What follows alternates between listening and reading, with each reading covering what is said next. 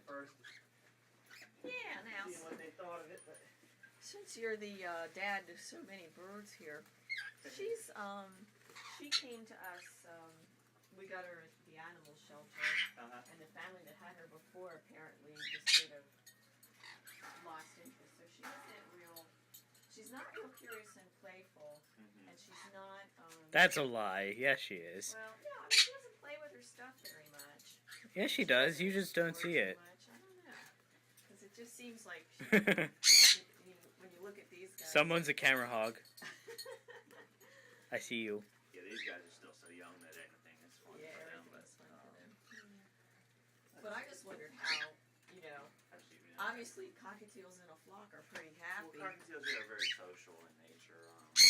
In the wild, they travel in huge groups.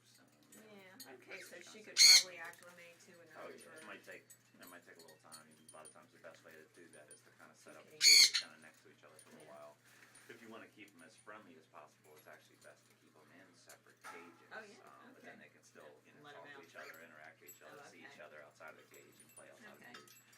If they're going to be in the same cage together, Well, pretty bless much you. the majority of the time they're spending with each other.